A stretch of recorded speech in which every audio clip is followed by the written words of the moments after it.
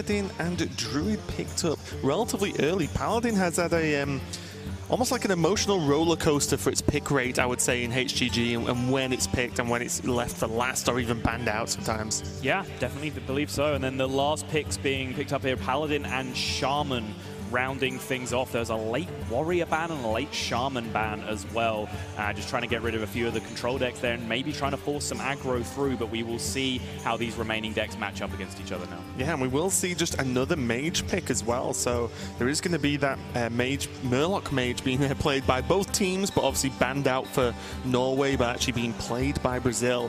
So we get to see just more Murloc mage. And if you told me a couple of months ago we'd be seeing Murloc, and it's going to be Warlock Mirror, but Brazil are playing the cube lock. That's right. And Norway are on even lock. But how does, we'll get into that in a minute, so we're about to go into game one, of course, but how does this overall look to you, Sol, in the matches? Well, let's see. So we have a Death Rattle Hunter going up against an Odd Paladin in game number 2, which is a good matchup there for Norway. Then it becomes a matter of how strong is Quest Rogue against its still good matchups, in which Shuttlewalk Shaman is one of them. I believe it to still be quite strong in those matchups, so that's probably advantage Brazil. Then it starts to flip on its head, because then Brazil also have that same good matchup. Yeah, the other way around. Of the Odd Paladin up against the Death Rattle Hunter, so it's very possible, actually, the way that breaks down, that we could end up with another 5-game series. All standard. Yeah, I believe, him and Orange were really around for the inception of that deck, And, at least in terms of visible tournament players are considered, kings of Mali Druid. There are 1 or 2 ladder players that you might, care to mention that probably have a chance of beating them one-on-one if it comes down to Mali Druid, but still, Hunter Ace and the rest of Team Norway very, very accomplished on that deck. And if it does come down to that Game 5, you mentioned the last deck is Mali Druid for Norway. The last deck is that Murloc Mage for Brazil, which, who knows where the power level of that deck ends up coming down, but it's definitely a deck that's being played through necessity rather than choice for the players that are bringing it. Yeah, in the history of Hearthstone, there's been a couple of better mage decks, I would like to say, throughout Hearthstone's years, but nevertheless, let's get into game number 1, Brazil versus Norway. It's going to be Race Paladin for Brazil and then NTR Paladin for Norway. Both decks are Warlock, but Brazil is playing the cube lock versus the even lock of Norway. And I feel like this is a matchup that does have a lot of debate with maybe the resurgence of cube lock once again for maybe the 3rd or 4th time in this rough meta game that cube lock's been around. Yeah. Personally, for me, I do still prefer the even lock. I'd rather be on the even lock side of the matchup. A lot of Warlock mirrors that aren't Zoo just come down to giant control, is how I like to refer to it. And generally what that means is getting the first giant consolidated, and then you have control over whether you trade, whether you go face. If you're the cube lock and you get the giant down first, you have control over like Faceless Manipulator and cards like that to be able to make plays. And because Norway can potentially play a giant in this matchup on coin on turn 3, as well as fit that extra life tap in to make sure they're drawing to the giant more consistently, that gives them a big edge early on to be aggressive. They get rewarded more for being aggressive because there's no Hooked Reaver punish coming back the other way. And then Void Lord, well, guess what? We play Spellbreakers, and then we kill you. And one thing to note as well is there is 1 Acidic Swamp Ooze in Norway's even lock. There have been lists that have ran 2 because there was space at one point and so much weapon fear. But I will say, if that 1 is drawn, then that locks out so much of the cube lock's power if they can't get those free demons to actually just drop down onto the board to then activate cube quickly. No giant in sight yet for Norway, though. And it looks like Brazil have all the tools they need to even deny it if it was there. With double Doomsayer in hand, Brazil actually have a great deal of control. And when I talk about the concept of giant control in Warlock Mirrors, it doesn't just come down to Mountain Giants. There are other cards that play into that. Doomsayer being one of them. As you see here from Race, he plays it out. He denies a potential turn 3 giant from the opponent. But also on top of that, there's cards like Stubborn Gastropod that we've seen being played in a very similar role.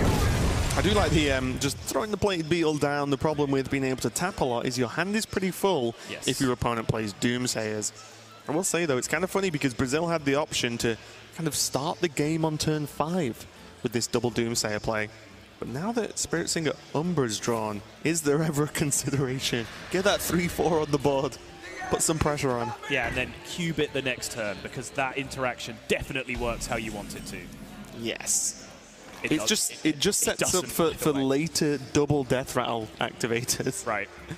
this second Doomsayer now is really playing the spoiler for Norway, because not only did Race deny the Giant on turn 3, he's now denying Giants and Twilight Drakes on the follow-up.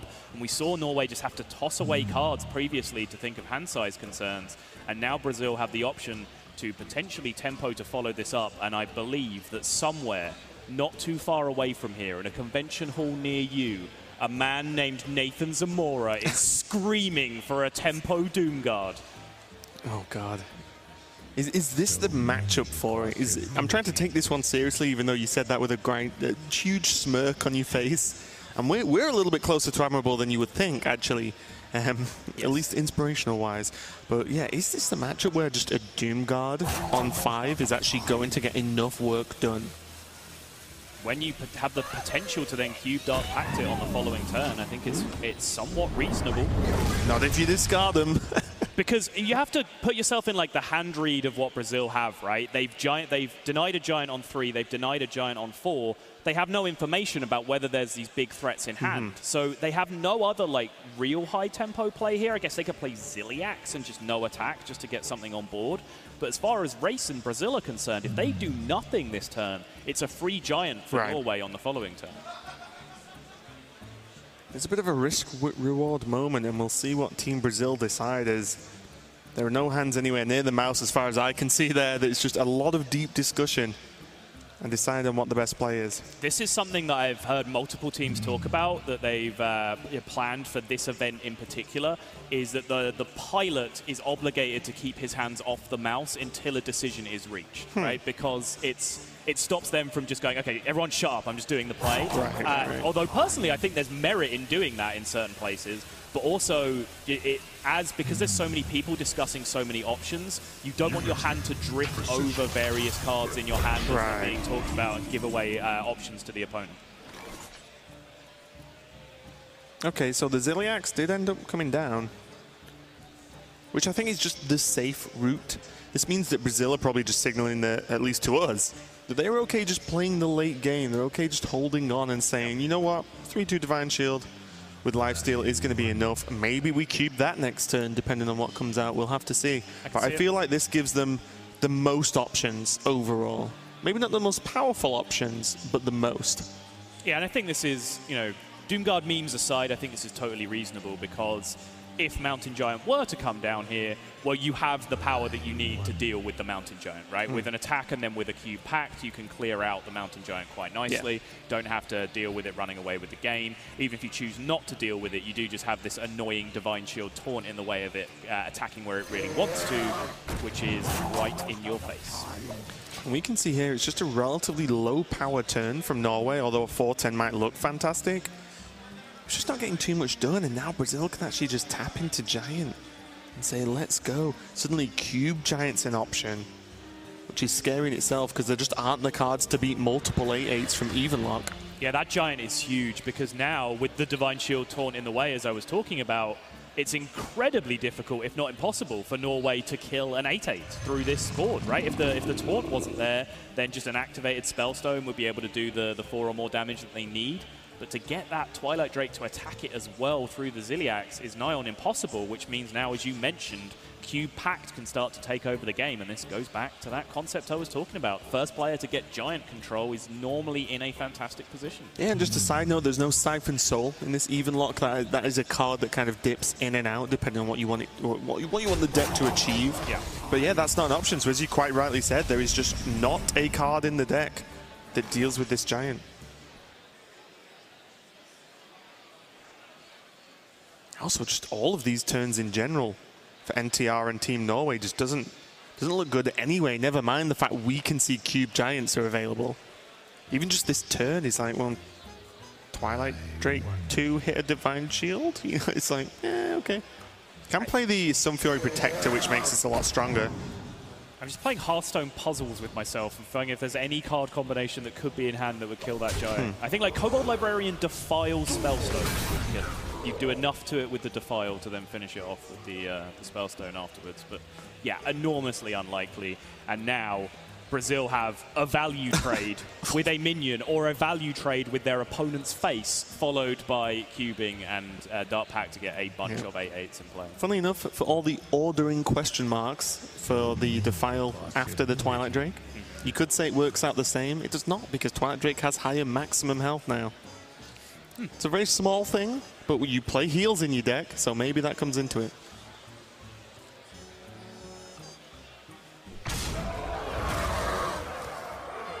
And now you start to see, although that turn was relatively quick, the fact it even took that long shows you the difference between HGG and ladder play for starters.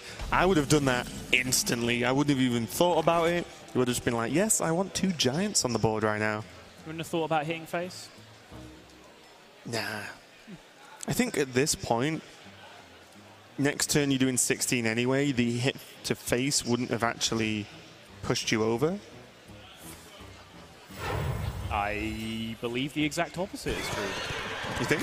If he dealt 8 this turn, he'd be at, what, 18? And then you have 16 from Giants and Hellfire in hand. Oh, you know what? I wasn't even looking at the Hellfire. I was just looking at the actual board state. No, you're right. For the record, I think this is the right play. There's just too many things that go wrong with that plan. But you know, Bone Mare to trade here just being one of them. Any taunt really, you know, plays the spoiler, Shroom Brewer, all kind of things can shut that down, and then you've just thrown away a very, very good trade for yourself by being needlessly aggressive. But definitely think it was worth looking at and just making sure you're doing the due diligence on the maps. Yeah, and there's still Cube Dark Pact available on Giant, which is kind of insane. This one does not get to VT first, though. It does not.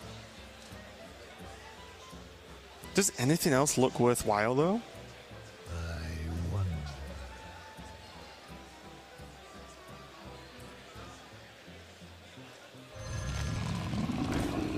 I can see this. Just get one giant reset play instead of 2, and then you have Umbra Cube potential on the following turn if this isn't dealt with. It's also a very nice turn to make your opponent do something. It's a turn where you're not necessarily doing the most powerful thing for you, but you are preventing your opponent from doing something very powerful, which is, you know, if they want to deal with this Mountain Giant, they're not playing Lich King. And I think Norway quite rightly cotton onto that and say, well, you're trying to stop me from playing my Lich King, I'm just going to play my Lich King. This is a pretty good turn, though, still, from Team Brazil. It's definitely a weird game of chicken. When you play in a matchup like this, when both players can just play 8/8s quite often, yes, it becomes like the second you misstep, you're just dead because the damage impact is just so high every single turn. Because to me, again, just the Umbra Cube just feels too good to not do. But are you opening yourself up to just way too much damage that turn then? Yeah. Because nothing has taunt. It does mean that you just then leave the Lich King up as well. Exactly, It's going to wreak havoc on you, not just from the 8 damage that you're going to end up taking, but just the potential Lich King cards really just playing spoiler for, you know, Death and Decay to come down and sweep your Voidwalkers out of the way after they've bust through your Void Lord. All sorts of bad things can happen with those Lich King cards. But there's also on the other side that fear of if you just slam a Void Lord and then Spellbreaker comes down, well, yep, still a problem. I don't think that's the end of the world. You think just because you can Umbra Cube it anyway? Yeah, I think you're at high enough health where you can just potentially play Void Lord here, and then if it gets Spellbreaker, exactly, you can just go ahead and Umbra Cube. That's a lot of 8/8s. I think we just saw Zork that look at Huntress and was like, okay, we have to deal with more Giants this game. This is unfair.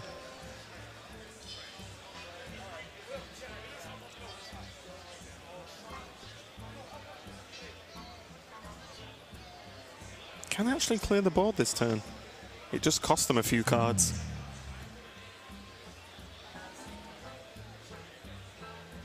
It does. They don't exactly get a ton of development behind that as well, which means they pass back into pretty much a free turn from Brazil afterwards, but the board state's so oppressive here that asking to be able to clear this and gain tempo at the same time is probably woefully optimistic. Maybe in the expansion, we'll get some extra crazy Warlock cards. It has to go, though, doesn't it? I can't. I am terrified of this board if I'm Team Norway right now. Wait, what? They set up a Defile I didn't notice. Okay. Just going to go Hellfire Spellstone, just take care of the Giants. Oh, just leave the cube on board? Okay. They get one extra card from Lich, get a second Doom Pact. Ouch. It's definitely not what you're after, and this means that even with this cube on board that can obviously just proc itself, well, the Giants can't charge, right? So there's still time to be able to deal with it, but again, that just means, does that just mean you just Doom Pacting next turn then? Yeah. That's my question. You do end up burning significantly less cards with the Doom Pact next turn. I don't know how relevant that is in the long term. Especially with the tap into Gul'dan as well. Like, Yes. that's a very valuable card to not Doom Pact away. It is.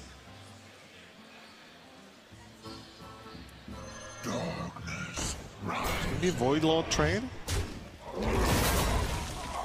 And again, just what now, Norway? I feel like that's been the story of this game so far is Team Brazil are just keep piling on this pressure every single turn. And that right there is exactly why. They've been facing down a Giant basically every single turn because Brazil were able to go Doomsayer into Doomsayer, deny all the tempo, then they picked up their own Giant, and from that point onwards, that one Giant has turned into many Giants. Really not a bad burn there. I missed the first card, Hellfire, Geist, and... Homunculus. Homunculus, okay. So the fact that they can clear that and get a Giant out is actually pretty reasonable to me. Are they considering not playing Giant this turn? Doom Pact again! Playing around Gul'dan to try and summon some more Void Walkers.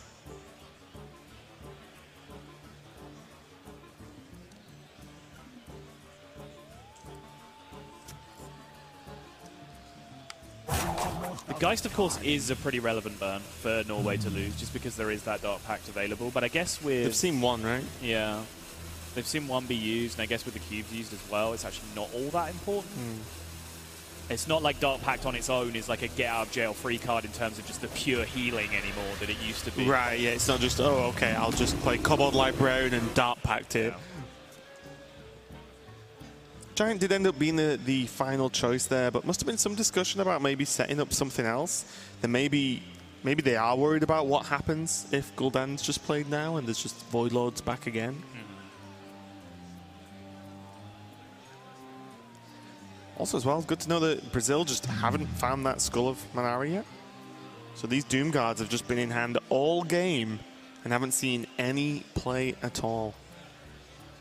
They're not likely to either, because it's been so long that Norway have found all the time that they need to pick up that Acidic Swamp Ooze.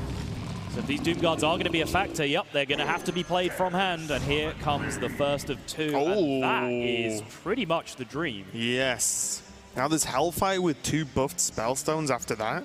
And then there's the Doom Guard afterwards. So Team Brazil have multiple choices how to develop next turn based on their draw. But that was perfect. They don't really... It's not really a matchup where you can get good defiles against Evenlock a lot of the time. The minions are either really small or really big. There's a lot of bridging the gap you have to do with as the Q block.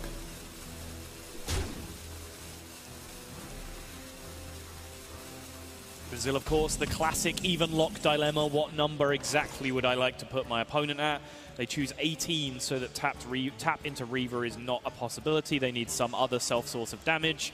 And when they've seen cards like Homunculus get burned, that's quite difficult for Norway to do this turn.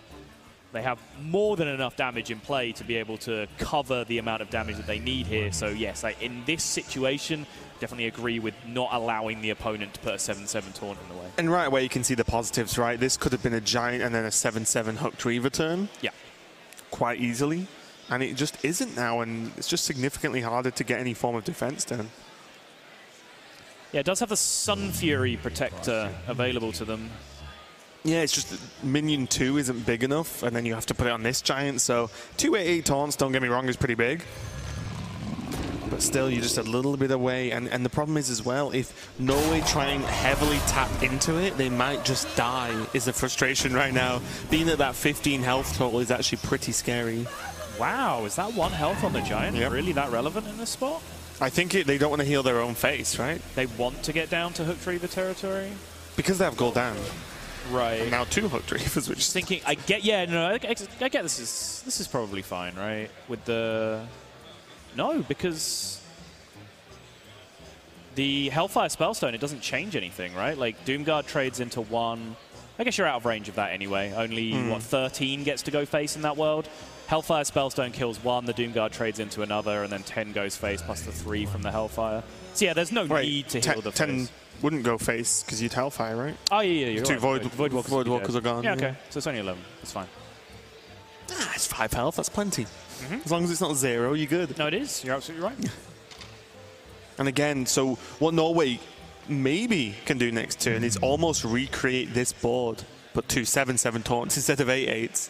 So just the waves of defense is going to be the plan for Norway, but the worry is in this matchup is the even lock. You don't want to be the defensive player, even though they got forced into it with that early Doomguard back-to-back play from Team Brazil.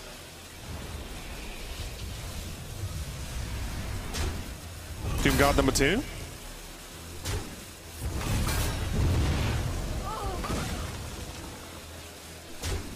Okay.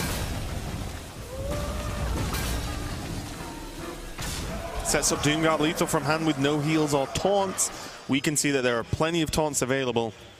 And 5 is an okay health total because now it's just hooked Reaver, let the giant hit 1, and then you just Gul'dan to get them back again. So the difference there between what Brazil did and just the Hellfire Spellstone play is that they get to kill the 4/4 as well, which I guess is quite important because that means if there was a 4/4 in play, the 4/4 can challenge their Mountain Giant, whereas this way, go on, you've got a very strange look on your face. Well, they Spellstoned first, right? Yes. I can't remember exactly the ordering of what happened to make that relevant. Because they Hellfired, so they lost 2 health, right? But regardless, there is a big second wave of defense coming out now from Norway. Now Brazil might have just ran dry a little bit at this point.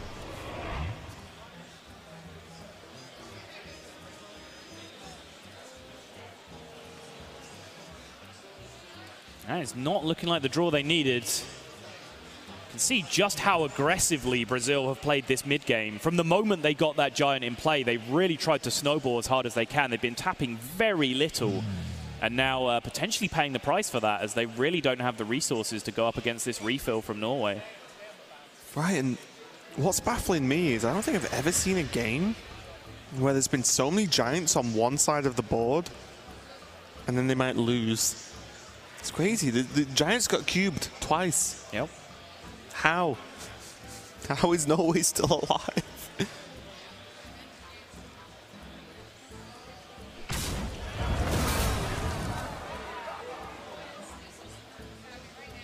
It's just going to be Hellfire Spellstone. Clear it all up. Next turn, just a 3/3 and a Doomguard. Yep. And a Dream. But it's just a nothing turn for Brazil, and finally Norway have some breathing room, and now they have the freedom to try and redevelop this game themselves, and they are the team here to have drawn the Blood Reaver Gul'dan, which means that this window of Brazil just trying to push damage and set up lethal for themselves is very, very quickly going to shut in their face, and you see Race's reaction to that Gul'dan coming down. He knows that that potentially is the last hope. At least the whole hand can be played this for Team Brazil with these Swampoos, the Tal'Daram, and the Doomguard. But if Doomguard trades, the hero power cleans it up. If Doomguard doesn't trade, well, the hero power still kind of cleans it up and pushes some damage, but the heals might just overtake Brazil now. I don't think they can just play everything. I think they need to start tapping and get Gul'dan of their own. I agree. I think there's a couple of plays you can do here. You can like just life tap and then reevaluate, or you can do the same play without playing the Ooze. So you play the Tal'Daram, you play the Doomguard, you discard the Ooze, and then you just fit in the life tap to double your chances of essentially top decking Gul'dan on the following turn. But I really think Gul'dan is like the dream now. It's what they are playing towards. Because at this point they can't get enough cards in hand to piece together defense. Yes. So they need the one card that builds them the defense and the offense in the same time. So yeah, I think this is going to be Tal'Daram Doomguard, and it looks weird to just discard a card that you could have played, but the idea is just to be able to life tap, after playing the Doomguard so that you can potentially get Gul'dan in hand. And that's just a slap in the face. That card's not the one that matters, though. The card that rewards this play is the next one, the one that they draw on. Because they're always going to draw that card next turn regardless. But that is just a bit of a slap, isn't it? Like, it is. After all this, Skullmanari. Yeah, You're like, come on! We can see that the Ooze has been waiting the whole time, though. And I think, importantly, although you saw Race react very emotionally on the previous turn to the Gul'dan coming down, the team regrouped and they identified there what I personally believe is the right out to play towards. Just fit in that extra life tap, get the Doomguard in play, first off to relieve some of the pressure on yourself, and secondly just to get it in that Gul'dan pool if you are playing towards that top deck, which I think you should be. So many bloody decisions.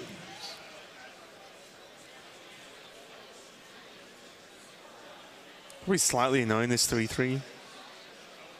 Just because maybe they ignore it, but like just Dread Infernal, Sunfury Protector, Hero Power seems really good here. But if you do that, then you're not trading into the 3-3 and pushing damage instead.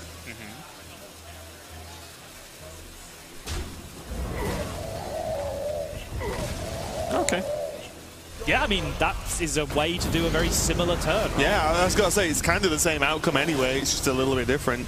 And you keep the Spellstone, and keeping hold of a buffed Spellstone, I'm not going to argue with anyone there. Possessed, Lackey, Race doesn't hit it, and again you see the reaction come out from him. But again, I think you identified it. You wanted to make a very high pressure turn, and you called it out. And I think Norway identified as well.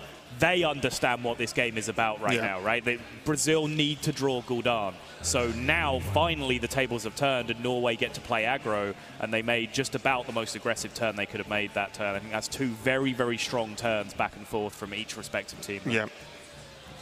It's just enough threat that you either think, oh, okay, we tapped to 14.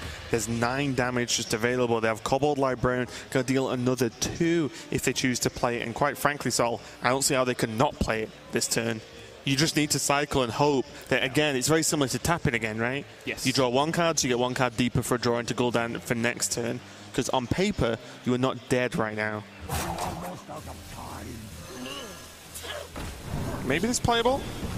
There it is. Okay. There is the boy. Jeez, it just took 2 damage for no reason. Would have got it next turn anyway.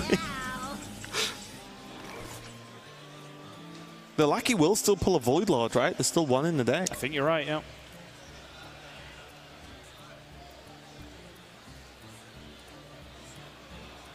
And now only 9 showing from Norway. And yes, they can set up theoretical lethal, but as we mentioned, it's that one card that we're talking about that ends up being relevant. You don't set up lethal if Blood Reaver Gul'dan comes down just by hitting face.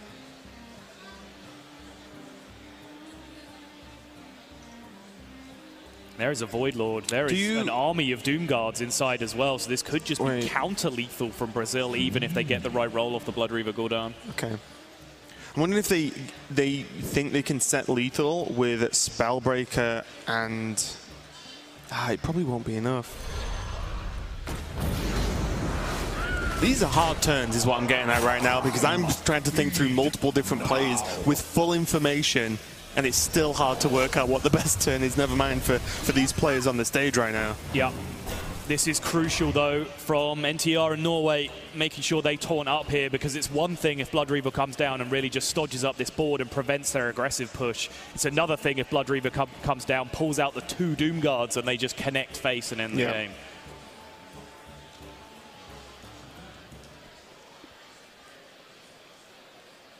So many possibilities. Just the option here of whether this Possessed Lackey is trading. Because there is literally only 1 playable card this turn. Shouldn't they always trade? Because there's only 6 spaces on the board that Gul'dan makes, right?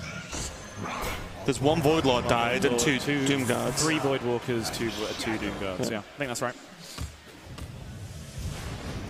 Oh, of course. I forgot about that. There you go. Oh, wow. So that Void Lord could have been a Void Walker. Yep. Oof. Or the Doomguard. Doomguard could have been a Void Walker too. That's actually pretty much the dream for Brazil. Make sure they get those the 5 big boys in there. And the most importantly, I think the second Void Lord play or forced onto the board was just the play of saying we need something guaranteed. because we can't just die to Spellbreaker. Right. What is it with these games? We had it our last series with the Paladin versus Warrior that just kept changing back and forth. And now this game, it's nuts. Huntrace, head in hands right now. And this is only game 1 of this series, of this best of 5. So many bloody decisions. And the problem now is that, yes, you can take care of the majority of this board with like a Spellbreaker Doom Pact kind of play, but that pushes you then ahead in the fatigue race, and with basically nothing left in each other's decks, they're just going to ping each other's face until the resolution of the game, and that will go to Brazil at this point.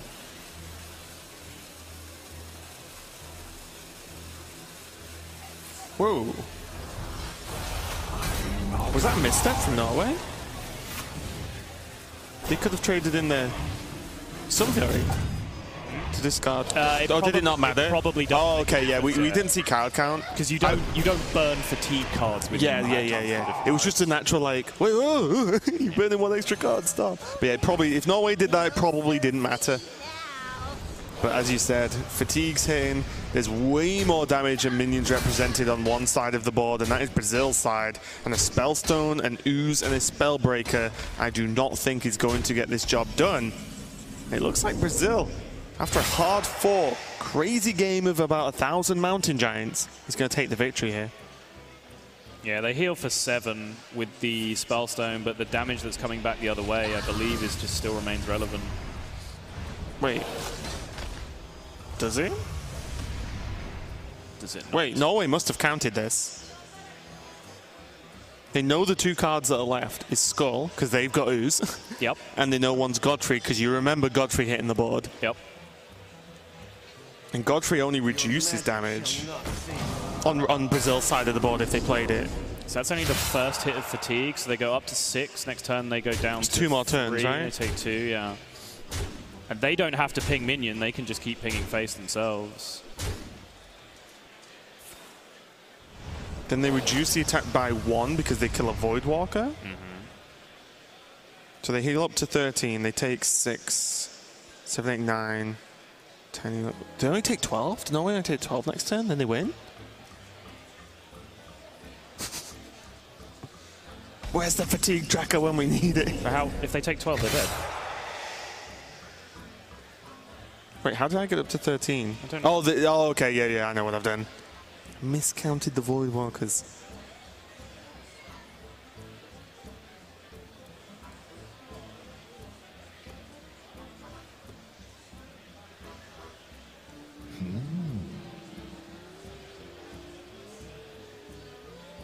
Team Norway really throwing me off right now, because normally this can be resolved.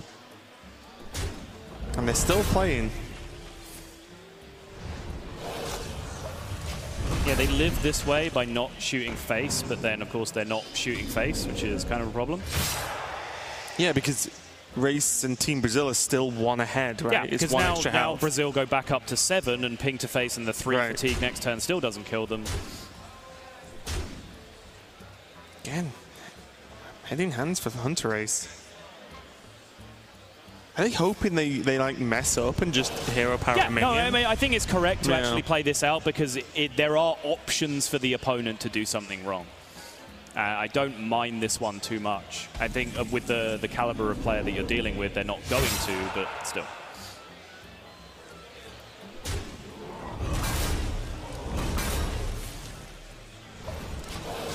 And after all of that, back and forth with Mountain Giants, with cubes, they scrap their way through. Norway looked like they had a window. In the end, it's a matter of 1 damage difference in the fatigue race for NTR and Norway.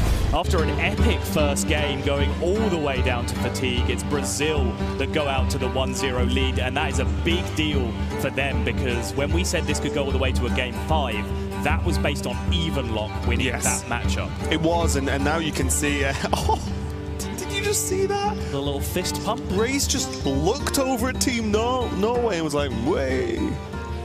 Did he? That's actually, yes. No, he didn't. Did he not? That's the other side. Oh, okay. I had to turn around to check. It looked like he just looked directly into Hunter Race's eyes and was like, "Got you." No.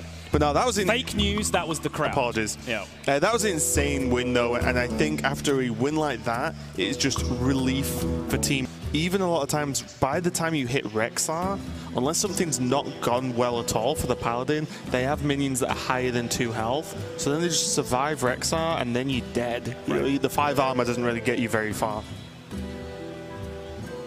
The pilots for these games going to be Lucas for Brazil and Zorkthar for Norway. I'll say Zorkthar being probably the wackiest one out of Team Norway, if that's the best way to phrase it. I don't know. He's definitely up for testing some decks and definitely up for just hanging out in general, having some fun. Yeah, probably one of the more emotional players on the team as well, so. I think. The more, prone to a reaction, wears his heart on his sleeve. Both these players actually have just the one top 16 to their name in terms of HCT this year. So just a little bit dwarfed by the achievements of some of their teammates, respectively, but still great players in their own right. Yeah. Definitely respected among the relevant communities, right? Let's get into it, though. Grandmaster Shaw, Tracking, and Devil Soreg in the opening hand for Team Brazil. Whereas Zorkthar and Team Norway have Lost in the Jungle, Firefly, Divine Favor, and Blessed Might, throwing everything apart from the Lost in the Jungle. What do you make of throwing away Firefly? I think it's okay. I think they're intending to play Lost in the Jungle on 1, obviously, as signified by that's the one that they keep.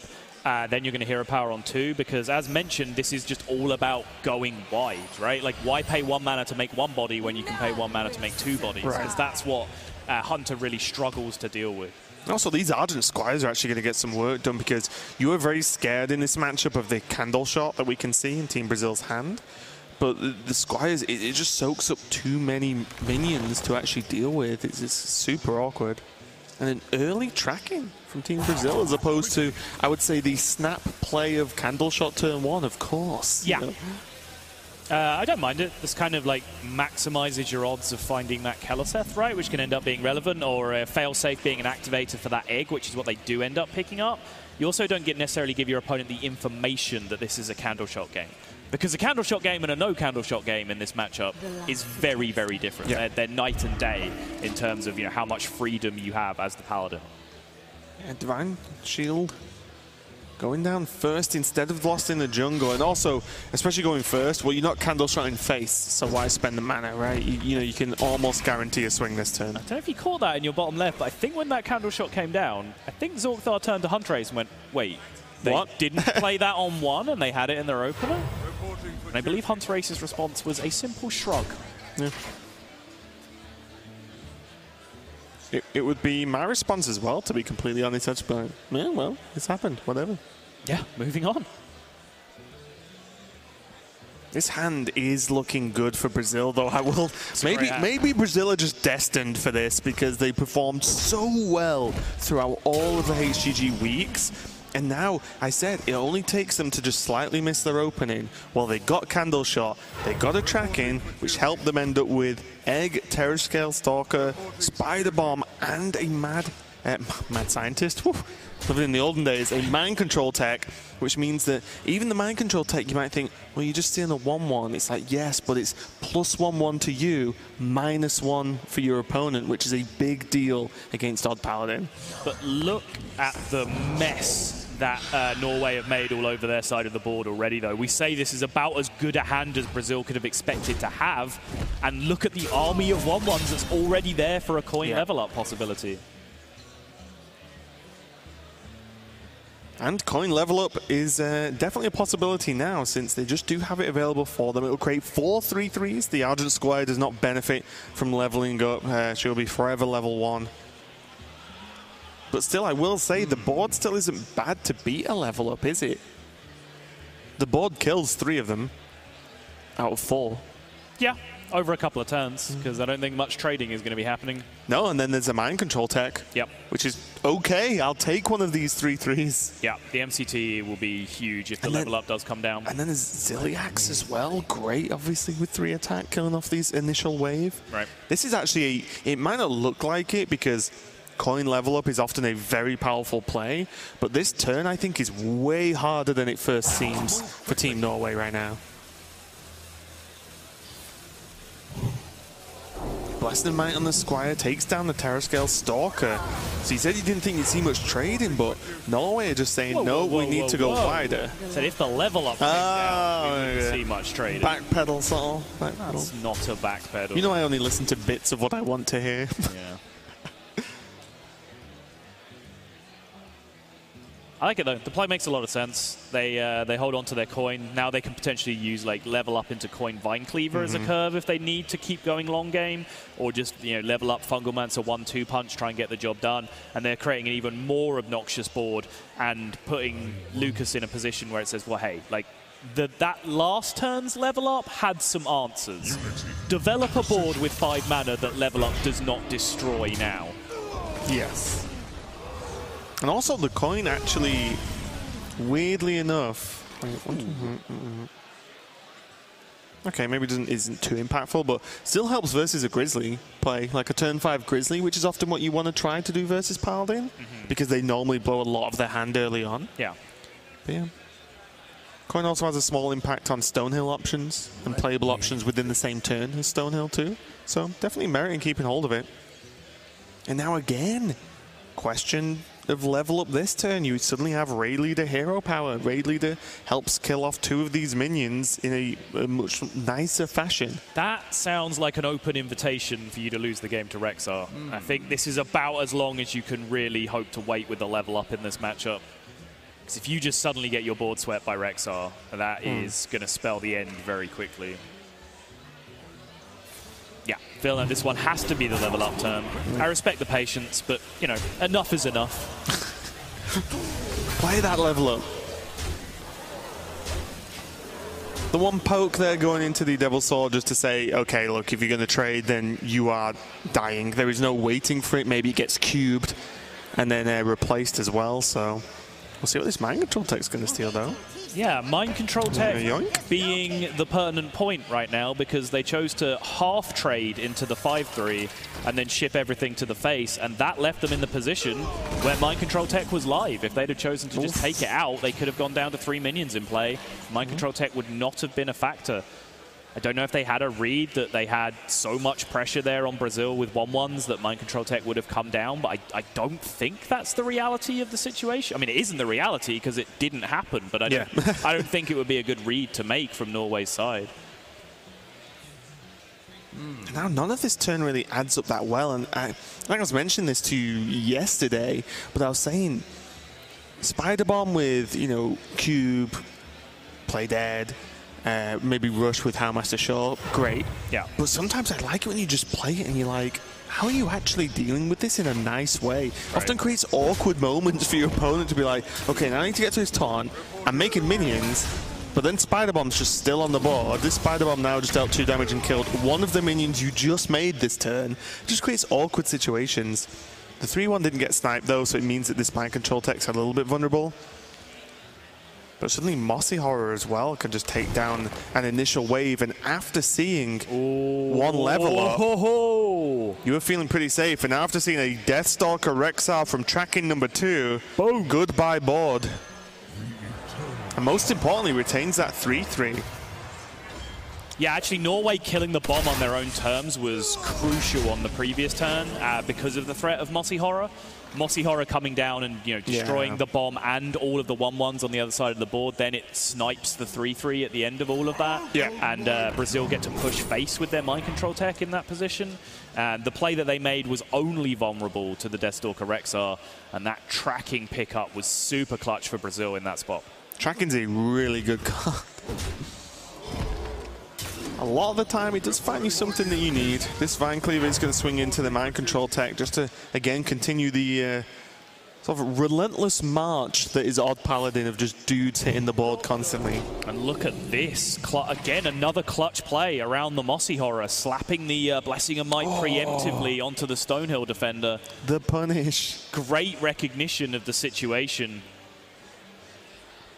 Playing around 1 card instead of playing around 2 seems good to me, but there's Hunter's Mark, Candle Shot, and Mossy Horror. If Lucas and Team Brazil want to go that deep and not press hero power this turn, which I think is the worry for me If you make that play, you kill the 4/4, but just not pressing that hero power to maybe set up for a much more powerful turn next turn. I think it's worth skipping hero power this turn. You think? Yeah, I think. Don't think you can take 4 damage for 1 turn? I mean, it's also the fact that there's then just a 4-1 up or a 4-4 up against the 5-5 that you're making out of this egg, right? Like, it's not the damage that I'm worried about. It's just dominating the board with this 5-5 and not leaving the Stonehill defender lying around. And I think when you're going into 9 mana next turn for Brazil, so the chance that you can, you know, hero power, build a beast, play the beast that you built is actually very high. Yeah, I guess to a certain extent, or a weird way to think about it is the 5/5 is a beast you could have made this turn. Yeah, no, you know what I mean? It's like, yeah, it kind of works out, right? Yeah. And that's a beast that you're protecting by killing the 4/4. Yeah. Because all of a sudden, Fungalmancer, Raid Leader, like there's just so many options to be able to take care of a 5/5 with a 4/4 in Old Paladin. And look at the mess of this hand for Team Norway. It's just a jumble of cards that doesn't do anything, right? Yeah. Nothing works together right now. The Corridor Creeper on maximum 7-drop mana. And Annoying Module, fine, but you also know it pretty much just dies next turn. So it looks like Team Norway are just going to go as wide as possible yet again, get this Purify's Maul down to try and protect as much as possible after seeing the Mossy Horror, and say, right, this time, they've just been locked out by Rexar. Oof. They've just been locked out by Mossy Horror. Oof. Surely there's nothing left, Sol. Oof.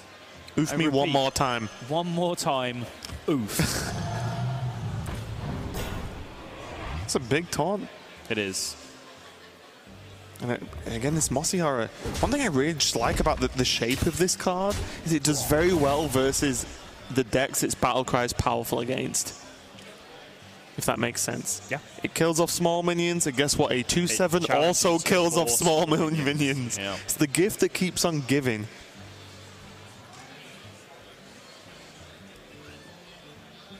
I feel like the damage to the face is more relevant here. And Brazil feel otherwise. What do you think about that? 5 damage is a lot, Sol. Do you know what I want to kill him. Do you know what I'd do for 5 damage? I'd leave a 1/1 with Divine Shield. When there's 3 others with Divine Shield as well, right? It's not like it's 1 minion left. On a serious note, as what I would lead into is like, I can understand like poking the middle minion if there's 3, for example, because then you deny like perfect Fungalmancers from happening. But when there's 4, this doesn't really seem to achieve a great deal. And with draws like Katharina, build a beast. King Crush. You can just kill them. Yeah. Like, there's a chance you can just kill them.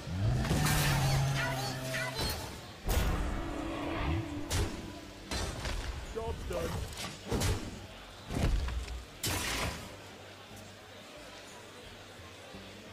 Play dead.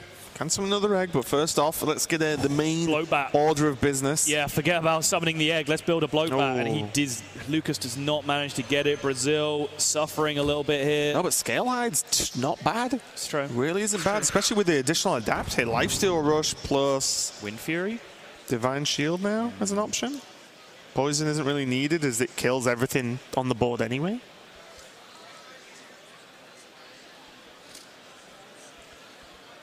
Also as well, like, although Paladin goes infinite with tokens, it does run out of stuff to actually push relevant damage. So Lifesteal comes into this game a lot, especially after seeing 1 Vine Cleaver already. There isn't a lot of high damage output cards outside of Leroy now. Right. I wonder about this play dead as well. You now need very specific combinations to be able to get good bloatbats off this, but I guess this is a push from Brazil to say, hey, you know what? This is my play to take the board. It's very powerful.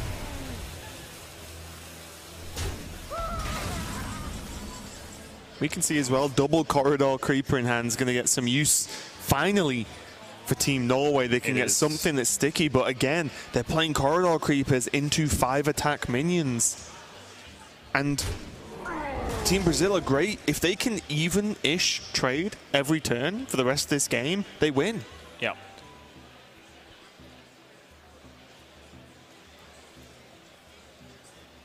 And they have to just constantly worry about Builder Beasts to the extent where they almost shouldn't worry about it because you can't play around it.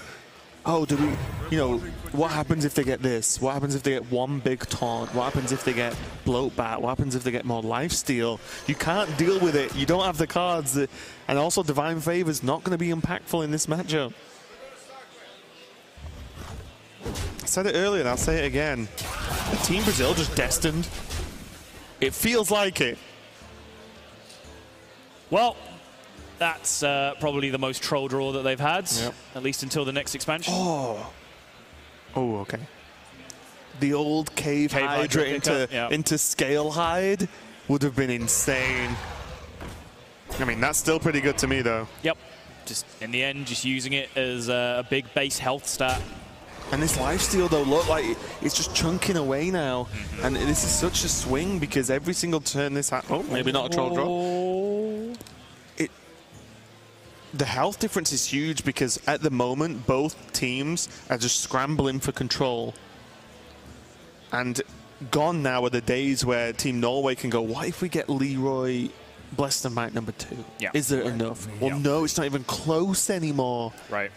And especially as we can see that this Vine Cleaver is going to get cleaned up very quickly and gain the armor. And even beyond that, like if Norway try and live in a world where, like, well, you know, if we quit this Vine Cleaver, we kill this 4/4, and then the next 2 attacks connect face. Like, no, that still doesn't work with the lifesteal minion. Yeah, there's still a 3/2, and that's without any beast they make this turn as well.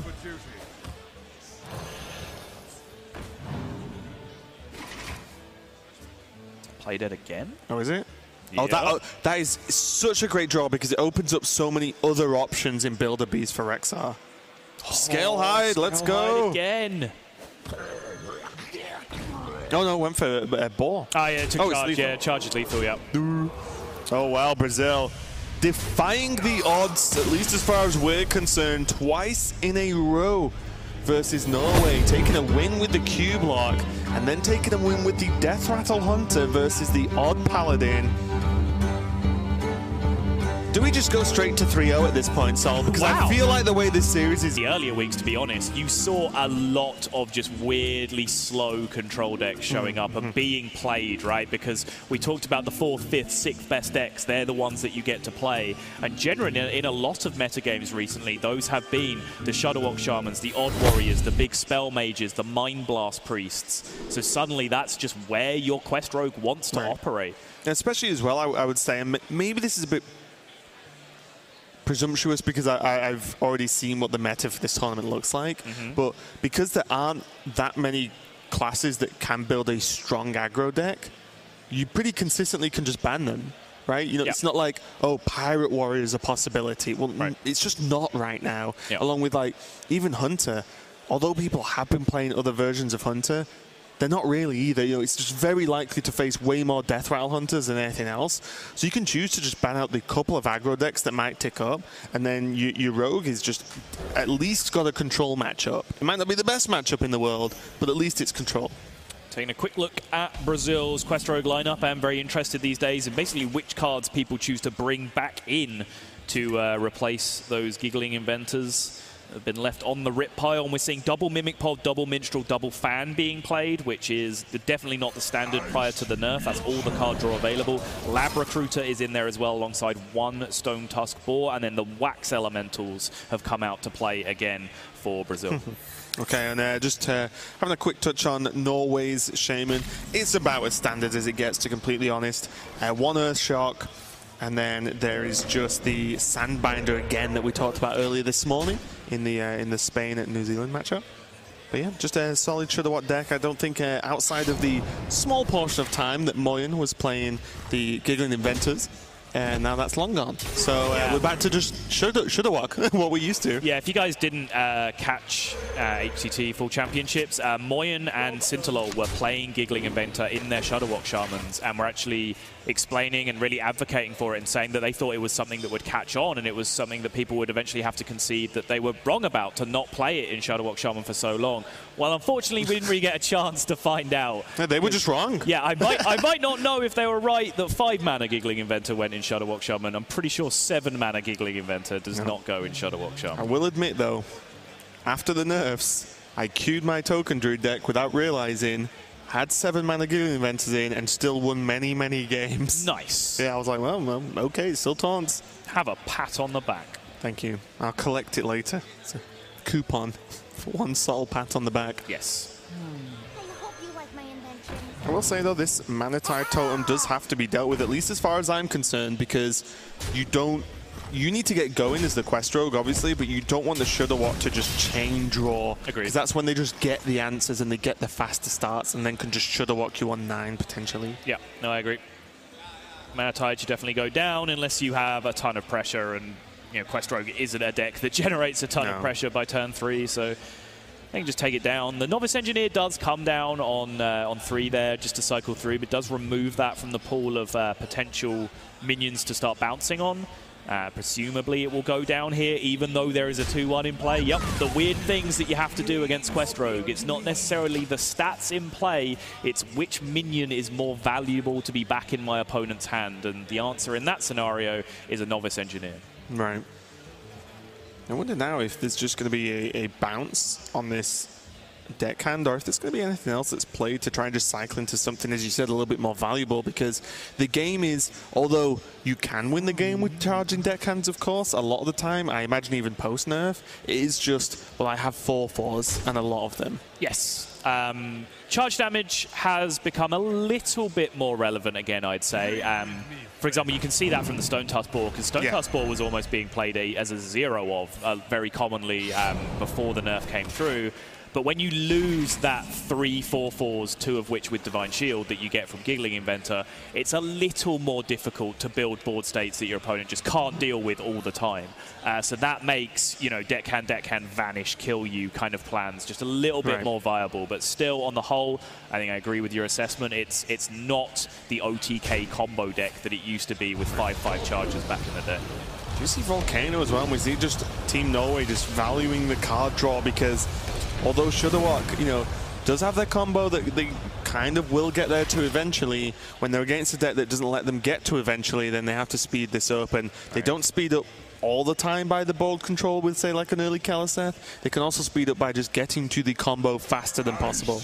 Shard Minstrel. Shard is the perfect draw there, really. They did have 2 activators in hand with Deckhand and Stone Tusk Ball for the Minstrel, but they didn't really want to play either of those. Deckhand is their quest right now, so they don't want to expose that to the board and then just leave it there by playing a Minstrel alongside it. And as mentioned, Stone Tusk Ball is a minion that you don't really want to throw away as a 1/1 if you can get away with it. I'll say as well, this card, Healing Rain, for the Shudderwock, it often in this matchup just buys you like 1 turn to do something, and that's it. You don't heal and be like, okay, I'm safe for a couple of turns while they beat me down. It's like, nope, I'm just not dead next turn. Fingers crossed for the draw. Right. And I think it's starting to get a little bit tricky with the game plan, and it interests me in a matchup like this where kind of both teams have a quest, even though one isn't specifically a card, in the how slow can you play, or how value-based can you play, versus just trying to rush down your objective. It's tough, because I genuinely don't know, especially with the nerfs.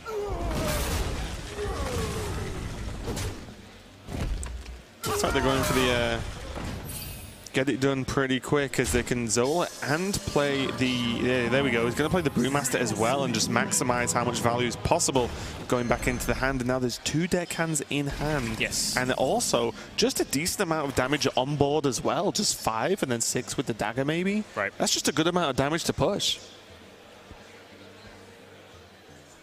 Norway still missing very crucial pieces here as well. Like they might be a long way away from a big old Shudderwock themselves if they didn't pick up the Grumble sooner rather than later. Now that Sandbinder draw on the far right could help them get there.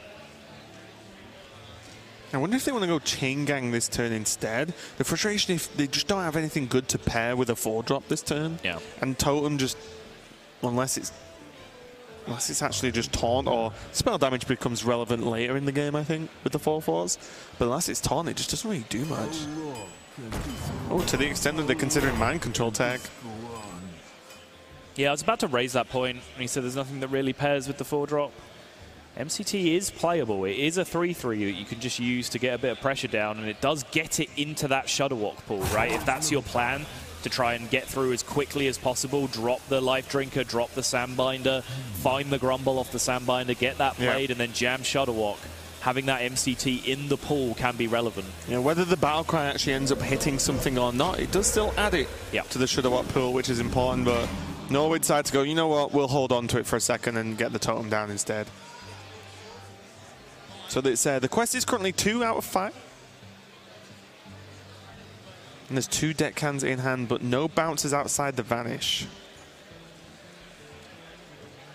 Yeah, the hand has just stalled a little tiny bit here for Brazil, unless they do want to make some kind of wacky Vanish play.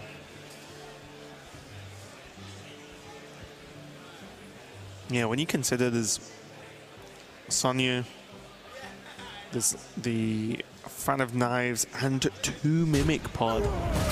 So again, you were talking about what's changed in the Quest Rogues, and it's like double Minstrel, double Mimic Pods back. Like the maximum card draw has changed.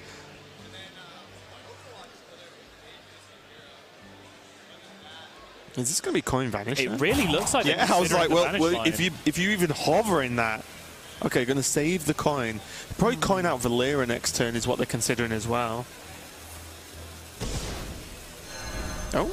I was going to say, like, a coin Valera, I don't think is where you want to be in the matchup, because that's essentially just a wasted turn, right? Like, why do you need to be in Valera form and just protect yourself, be stealth, and allow the Shudderwock Shaman just go, all right, here's my free Grumble turn where I'm just under 0 pressure? I was just thinking more just because you can just duplicate deckhands and maybe just kill them the turn after. Sure. Especially, you know, you 1 prep away from a good time at that point. But you also, you haven't done your quest turn, right? Yeah. So if you were to coin out Valera the next turn, you then have to finish the quest the turn after that, and then it's the turn after that that you're doing something like enormously oppressive with the Valera hero power. Just get the like I said, a prep would change the battle plan, I think. But yeah, I don't mind it. Don't mind either way. But what do you make of just using the coin to just play a Wax Elemental? I like it. Just get it on the board? Yeah, that's a 4/4. Factually incorrect? It just is. Hey, are my eyes lying to me? I'm from the future, Raven. It's a 4/4. That explains a lot. Future seems like a very dark place if you're from it, so. Oh, it is. Oh, what did I say? 1 prep away from a good time for Team Brazil, and they keep talking about it. Are they just 3-0-ing? They went 6-0 in Swiss. They did not win their group in group stage, but still went 2-1. Yep. Pretty good score. They've won their first match here. This is their second match of BlizzCon, of the HGG finals here. And they look like they're doing well against one of the most powerful teams in the tournament. And now, what are the answers? A Volcano was used to draw cards on their Acolyte early on. Yes, 1 Volcano's gone. We haven't seen Lightning Storms, but they're also not in hand, so there needs to be something that happens next turn, and guess what? Agatha only does 3. There is the Grumble. But now there's so much pressure that Grumble is borderline unplayable in this spot. And we can see if they don't heal or taunt, they're dead. 20-24 with the Zola as well, on top. Yep, they sure are. They're just deaded. And it feels hard to even heal this turn, you know, like. Yeah. Because you also, I don't think you can. I guess you could. Whether you can play Life Drinker, because it's just that little bit extra mana, and the 3/3 doesn't really change anything, apart from putting Life Drinker in the pool, I guess. Life Drinker doesn't keep you alive, though, does it? Wait. Does it not? Hang on. Did I count that wrong? 12, 16, 20, 24, 28, 29 with the dagger, yeah. Oh, you're right. Yeah, it doesn't. Yep. I just didn't count dagger. Always got to keep an eye on that dagger. And that's without the draw as well. Yes. There could just be any, like one of many draws, and it's just going to be Shudderwock from Team Norway and just say, okay, well, at least you get 4 less damage. Oh! This is kind of healing. MCT'd the non-taunt, non-divine shield minion and then froze the face. That is so unfortunate. And now Brazil find themselves 1 off, right?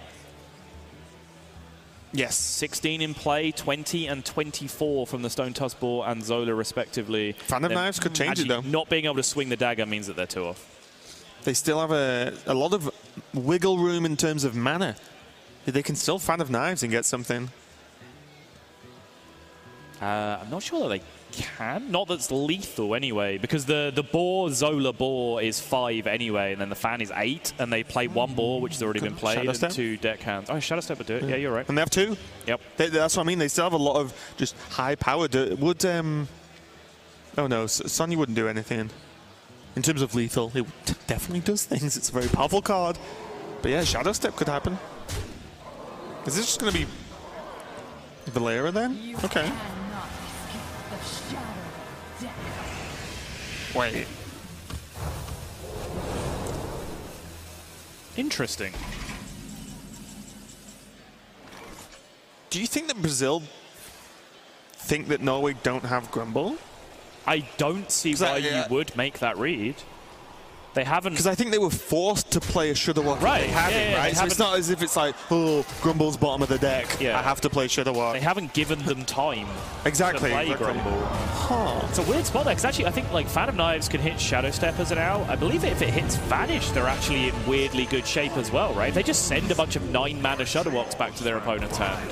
Then they're in a spot where they have a bunch of charges in hand, which more than covers that damage as well. So there were multiple outs from that Fan of Knives that they could have worked towards. And now there's just a lot of stuff happening that I don't even know really how to talk about. It's just a mess. Okay, let's see what the draw was. Vicious Scale Hide. Can double play them to kill the Shudderwock, but there's almost no point because you know that there's more Shudderwocks in hand, so it just and the Grumble, it doesn't matter. Oh, well, they don't know the Grumble's in hand, right? Because it could have burned. No, they know the order that things go back in when they bounce. Sorry. Yeah. No, you're right, you're right.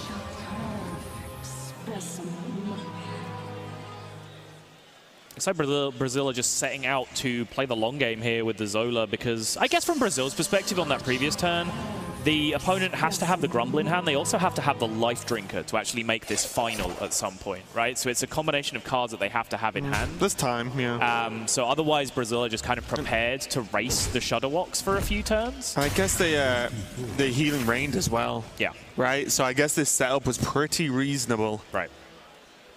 Because as you can see now with the Zolas and the Valera shenanigans, there's just suddenly 2 more Stone to Spores in hand that then become 3 more Stone to Spores next turn, if so desired. There's the Life Drinker, and check Race's reaction to that. That is the card that they definitely did not want to see, because now all of these 1-mana Shudderwocks pull Brazil further and further into range of just dying on the spot, and vice versa for Norway. No amount of charges is going to be able to punch through this amount of damage that's going to be healed. Yeah, especially just all the Glacial Shard procs now are just an absolute nightmare. I think one of the unsung heroes of the deck, to be honest, because you think about a lot of instances where, you know, okay, the heal happens, but maybe without Glacials you can get it done in certain worlds. But Glacial Shard is just that many locking it out, and Norway do not get swept, although it looked very, very good for Brazil for a lot of that game. It did. It genuinely surprised me they didn't fan with like double Shadow Step, a pilot for Norway for this game, which again, if they take 1 loss, they are being knocked into the lower portion of their group. It's going to be none other than Hearthstone superstar Hunter Ace. And if you want anyone controlling that mouse, I would push Hunter Ace to the front of that queue if it was me. Well, let's kick it off though. Brazil on the odd Paladin, the favored deck in this matchup versus Team Norway on the Death Rattle Hunter. Not the most mind-blowing opening, but a mind control tech, even a flanking strike, isn't too bad. Even though you might say, oh, well, a 3-3 against 3, loads of 1-1s isn't great. Yeah, but it does soak up a lot of damage overall, and we saw the power of mind control deck in the previous matchup too. So I do personally feel like Flanking Strike is a bit too slow for this matchup in particular. I think it's worth throwing away to look for the cards with bigger upside, like Candle Shot, like Keleseth, like Eggs and Activators. Those are the things that just operate just a little bit quicker, a little bit more explosively, and that is more or less the dream from Brazil's side. Norway agree with the Flanking Strike Mole. King Crush Play Dead, not where they want to be at. And I'm not saying this is correct at all. I'm saying this is probably wrong in most circumstances, mainly because Hunter Ace did the opposite. But I fear the Flanking Strike mulligan because of draws like that. is what scares me, and I know that's incorrect because but I do believe Mulligan is so difficult that you get mentally blocked. It's like, this card is okay. I could draw a bad card, which makes me lose. I'm just so stubborn that even though Raven is fully conceding that his argument is not logical, and he's just playing devil's advocate and presenting the opposing side, which is good casting, by the way, I still want to give him a lesson in statistics right now. I will refrain from doing so. We can talk about statistics within the game. Yeah, okay. We'll keep it like that. We'll keep it neutral. But yeah, the Mulligan from Brazil ended up being a very, very nice. And that, again, we talked about Boisterous Bard a little bit earlier on. Getting some... Just putting your minions at an awkward health total that Paladin often can't do outside of Fungalmancer and level up specifically, is these are kind of hard because suddenly, imagine this comes down and then Norway draw Candle Shot. Nice one. Enjoy. Yeah. You kill 1.5 of my tokens. Yeah. We did see the level up keep as well from Permanence in Brazil, absolutely. which is always nice to have it there because we saw what happens when it doesn't, and it's at the bottom of your deck like we saw from Team Spain a little bit earlier on. When a turn 5 level up is a key threat because Hunter can't deal with that. Yeah. They literally just can't. Almost every matchup. Like, level up is just the face that runs the place. It's just the card that makes the deck function, and it's very, very hard to play the deck without it. So I do like keeping it in the Mulligan in most matchups. Yeah. Now, Spider-Bomb really good. 1 for 3s right now. Yeah. Technically.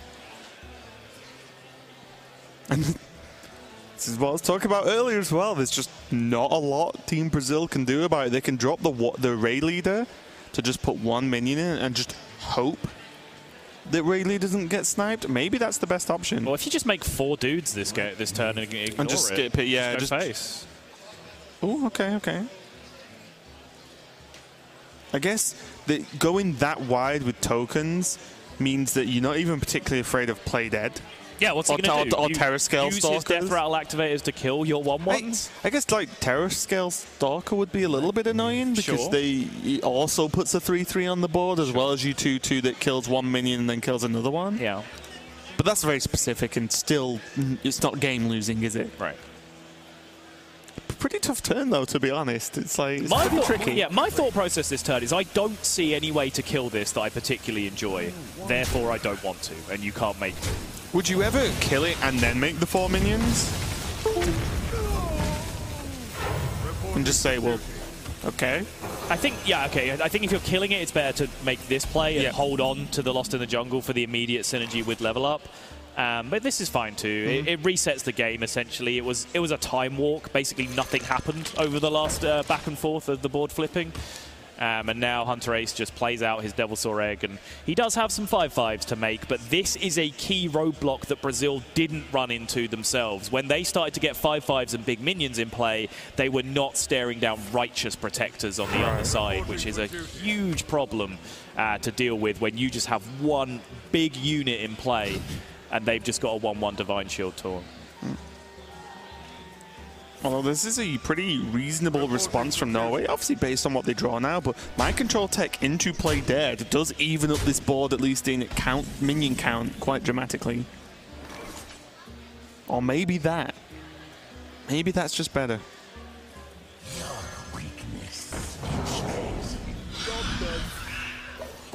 I mean, although...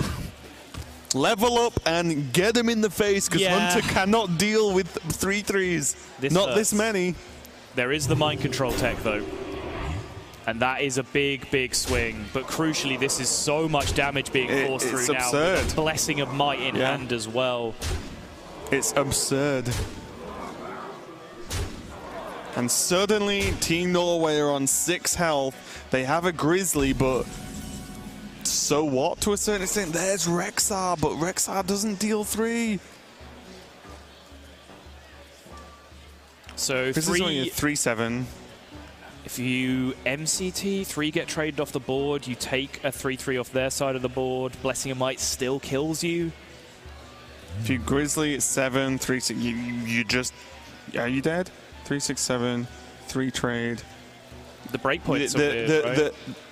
It's 2 No, cards. because they have the 1/2 that kills you. Oh yeah, Yeah, right, no, right. Blessing Might still Same kills you. situation. Blessing Might still kills you. Yep. Tracking into the new deal 3 to the board Hunter card that we've not been told about yet. Right. I've honestly just made up. That's not even like a funny leak or anything. Tracking into Death and Decay. There we go. Ah, yes. Well, Wow. if we can make illegal Hearthstone turns, then this is easy. I play 1 mana, deal 30 damage to your face. Haha. Wow, and just like that, even a 3/7 taunt doesn't get the work done. There's a rubbing of hands from Race there, as you see it nearest to the camera on screen. Void Ripper's always a thing as well. More styled and Blessing of Might. Brazil are going to get it done. And I said this will perhaps be their biggest test. They are the most dominant team in the Hearthstone Global Games up until this point, but they now ran into perhaps the favourites coming in, Norway, and they dispatched them handily 3-1. As I said it game 1, I said it game 2, game 3, and why not I'll say at the end of game 4. Brazil just destined to win this tournament. It feels like it with a consistent performance got so far. Obviously everyone has got here, but no one to quite the extent has the performance that Brazil